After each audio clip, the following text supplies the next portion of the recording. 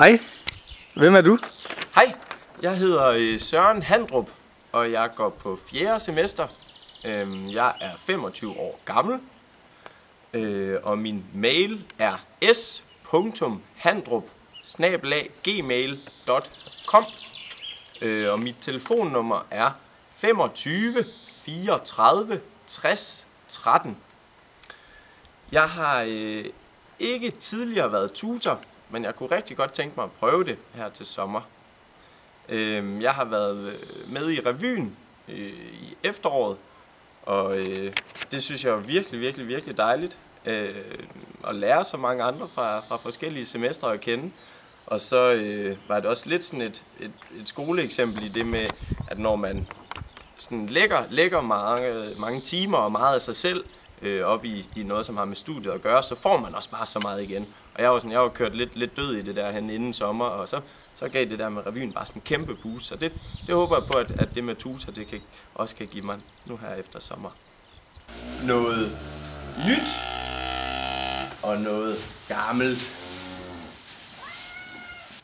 Noget blåt. Noget lånt, det er nu tiden, fordi vi kører på lånt tid, fordi at min kameramand skal ud og spise ved sine svigerforældre. Hvad kan du så bidrage med? Jamen som udgangspunkt, så tænker jeg rigtig meget energi og spas. Men jeg tror også, at jeg kan bidrage med en rigtig stor motivation for at sørge for, at de nye russere får et virkelig godt rusforløb, fordi jeg selv havde et aldeles fremragende rusforløb. Jeg følte mig virkelig som blommen i et æg, og når man har sådan haft så stærk en følelse for noget, så er det jo en glæde og fornøjelse og et privilegium at få lov til at give videre og sørge for, at andre også har det lige så dejligt. Udover det, så er jeg også blevet lidt ældre, synes jeg selv, så jeg i højere grad har sådan fået en forståelse for, at det ikke altid er hensigtsmæssigt, at jeg skal høres og ses og være i centrum sådan for det hele.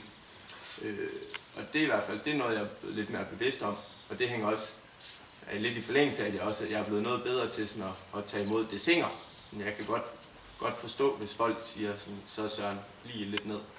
Ja. Så tænker jeg måske også, at jeg kunne være god til at spotte klassens sorte får, og måske tage lidt hånd om ham eller hende. Hej 1457. Kunne du tænke dig at høre om en drøm, som jeg havde i nat? Ja, den der tiger samtykker. Men jeg drømte simpelthen i nat, at jeg var til min forældres polterappen. Og det passer egentlig fint, fordi at, jeg tror ikke, at de har haft et polterappen, nemlig. Jeg har mindst i hvert fald ikke selv har været til det. Nå, men det her polterappen, der var en masse med og sådan noget, og vi havde det egentlig fint nok, men problemet var at vi drak Pepsi Max. Men der var ikke engang noget med Pepsi Twist, der var det bare en træls sodavand. Så det sugede godt nok lige lidt røv. Men lige pludselig, hvor jeg ikke ved af det, så står der uden for forsamlingshuset, vi er i, så står der en masse flygtninge og banker på ruderne. Og vi sådan kigger lidt rundt på hinanden, hvad gør vi lige ved det her? Og så, som det altid er i drømmen, så dukker der en eller anden op, og pludselig der i mængden, så stod Angela Merkel, selvfølgelig med til min forældres polterappen. Og hun sagde jo så i solidaritetens navn og med sin samvittighedsfulde stemme, at jo, de skal da have de flygtninge med ind. De skal da ikke stå udenfor og fryse. Og de kom så ind, og hverken værre eller bedre, så havde de masser af lækkerier med til kagebordet. Blandt andet en super lækre nye Kia-budding fra Irma. Så vi stod bare småsat op ved kagebordet. Men så mens jeg stod i køen til kagebordet, så hørte jeg noget, der foruroligede mig lidt. Det var 2 af de her flygtninge, der stod lige foran mig, hvor den ene så sagde, hvor er vi danske. Og det viste sig så, at de slet ikke var flygtninge, men det var bare danskere, der havde klædt sig ud. Og så kom ind for en nas på mine forældres polterappen, og det blev jeg jo noget fortørnet over. Så jeg var straks nævenyttig, som jeg er, så rykkede jeg de 2 fra hinanden mere eller mindre. Ja, du skal ikke blive bange, jeg gør ikke dig noget. Men så skete der simpelthen det, at der kom en tredje gut af de her falske flygtninge hen, og så sagde, se, det her er en rigtig crossfitter. Og så havde han sin store kammerat med der, og 2 meter høj og bred, og jeg skal komme efter dig. Og så var han jo lige ved at kunne rykke mig helt fra hinanden. Men så kom min fætter, hurtigt Rune, altså han er en skarp fyr, han har talegaverne i orden. nogen ville sige, at han var lidt som en flamboyant Peter Falktoft, men ja, det var måske kun mig, der ville det. Nå, men han sagde så, hey, venner, vi skal finde en løsning på det her. Vi går alle sammen i tænkeboks. Og i tænkeboks, der skulle vi så finde på en løsning på det nyopståede problem. Men det er sådan, som det jo altid er med tænkebokse, så hvis man ikke kan, så kommer man til Viborg. Og Fætter Rune der, han havde selvfølgelig sørget for, at der var hyggeligt i Viborg, så der var der simpelthen, der var sat op med dartskiver og det hele. Og det endte med, at der var ingen af os, der fik løst problemet, men vi havde til gengæld en fucking fed dartturnering i Viborg. Var det ikke en god drøm? Petankugler eller brosten? Helt klart petankugler. De siger en så fremragende lyd, når man slår dem mod hinanden. Det kan brosten slet ikke hamle op med. Til dit bryllup bliver din partners onkel lidt for fuld. Onkel bliver meget upassende over for kvinderne, og det er tydeligt, at de ikke bryder sig om det. Hvordan håndterer du det? Det tror jeg håndterer ved straks at gå hen og gribe fat i onkel, og så invitere ham op på dansegulvet. Og så skal vi bare danse rigtig meget, og rigtig intenst, og vildt, og længe, så vi begge to bliver meget, meget svedige ned ad ryggen og forpustet. Og så til sidst i dansen, så tager jeg onkel, og så svinger ham rigtig mange gange rundt. Virkelig en snoredansetur, så han bliver helt forvirret og rundtosset. Så går han måske ud og ørler, og så glemmer han alt om at begramse damer til brylluppet. Og denne behandling vil jeg selvfølgelig under bryllupsfesten gentage efter behov. Hvad er din bedste Trump-fact? Han eksisterer ikke. Han er et mediestunt. Ja. Okay. Din Ros har netop dumpet mikroeksamen og skriver til dig. Rosen er i 7 sind og i tvivl om medicin er det rigtige for hende. Personen spørger dig til råds. Hvad svarer du? Jeg tror, at jeg i det her tilfælde vil ty til lidt af det samme, som min mor sagde til mig, da jeg var i virkelig vælsindet og synes, at medicinen ikke på nogen måde var the shit, der i løbet af makroanatomi sidste forår. Der sagde mor til mig, at jamen Søren, lige meget hvad du kaster dig over, så vil du opleve noget modgang, og så vil det der være noget, der er svært. Men du er jo ikke sikker på, at du bliver helt afklaret, hvis du vælger at takke nej til det, før du sådan rigtig har prøvet det, og rigtig har sådan prøvet dig selv af.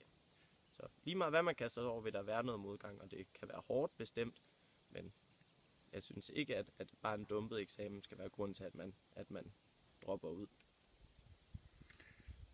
Okay. Vil du lave en turen går til honeymoon? Ja, det kan du tro. Der vil i den bog, som jeg laver med turen går til, og så er honeymoons, være tre forskellige rejser til bryllupsparret. Den første vil være den, som hedder ayahuasca-trippet, altså hvor at bryllupsparret tager ned til en shaman ude i junglen i det nordøstlige Bolivia, og så mediterer stille og roligt et par dage og lader op til en stor ayahuasca-ceremoni, hvor de så vil sidde en hel nat i et tempel med lukkede øjne og drikke ayahuasca-te og mærke, hvordan de får deres første spirituelle oplevelse sammen og senere vil kunne løse alle livets problemer, nærmest uden at tale sammen. Så vil jeg til det andet par, som ikke, som er lidt mere handlekraftige, vil jeg anbefale dem at få deres bedste ven til at arrangere en tur, som man vil kalde Interrail Mega Action Funtime Escape Rooms. Altså hvor de kører rundt måske til Bratislava først, skal løse et escape room, og hvor det de så får er en billet hen til en anden by, måske Madrid eller sådan noget, og hvor de så kommer ind i et escape room der, og så rundt til forskellige steder i Europa, og så ender de med det sidste sted at få anvisninger til at tage til Paris, og så ender de oppe i toppen af Notre Dame, hvor der vil være en let frokost. Og så elsker de hinanden og vil huske den oplevelse resten af livet. Og den sidste honeymoon er måske til parret, som måske har fået lidt kolde fødder og ikke helt tror på ægteskabet. det er den honeymoon, som hedder social og fysisk dumping. Det går ud på, at parret bare vil blive fløjet med en helikopter hen over Sibirien, uden nogen ejendel, og så bare smidt ud i skoven, og så skal de klare sig. Og de har begge 2 mobiltelefoner med, så kan ringe hjem efter en uge. De vil måske komme til at have hinanden. Ja. Okay.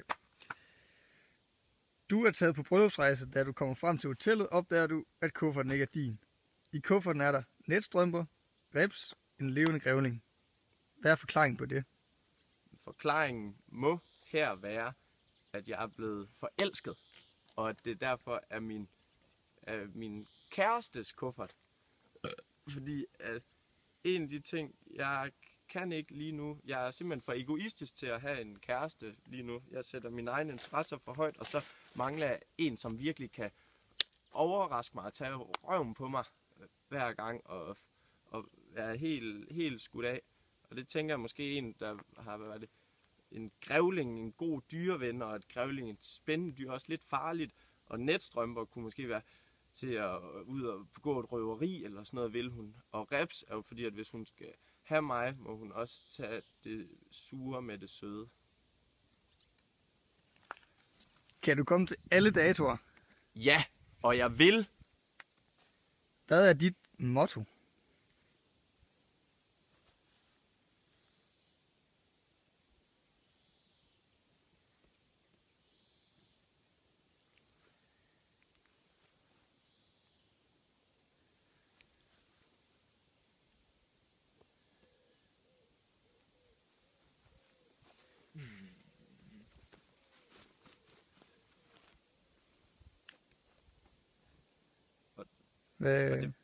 Det var, ja, hvis I ikke lige kunne gætte det, så var det... I skal pause nu, hvis I vil prøve at gætte det, fordi jeg siger det nu. Hvor der er slimhinde, er der vej. Jeg skal til at lave en bryllupskage, og den første ingrediens, jeg kan finde, det er enhjørningetårer. Så til at starte med skal jeg finde en enhjørning. Ej, hvor heldigt, der var en der. Den går og dufter til blomster. Men nu skal jeg have dens tårer, så skal jeg først gøre den ked af det. Hej enhjørning. Din art er uddød, så du vil aldrig kunne få afkom.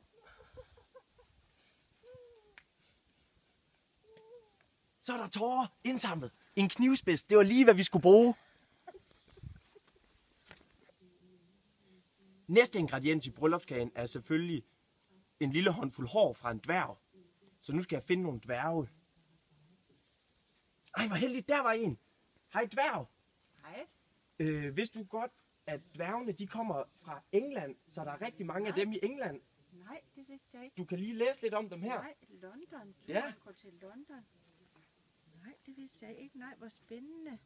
Er det langt væk? Ja. Okay, hvad sker der? Ikke noget. Nej. Nu begynder det handler om først lige at røre lidt af ingredienser sammen. Vi havde som sagt enhjørningetårn der og dværgehåret. Det skal lige mixes fint hernede. Og så det næste, det er en spytklat. Altså netto af en spytklat. Og det er godt, hvis det er fra en selv, så sætter man sit eget præg på kagen.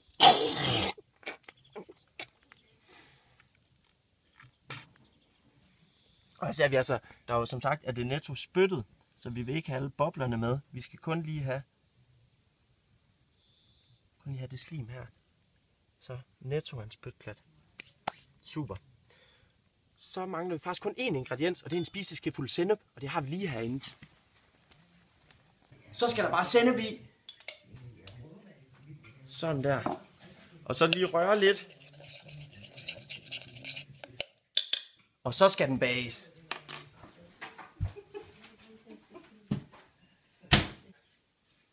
Så, nu er kagen færdig. Ej, hvad for en bryllupskage.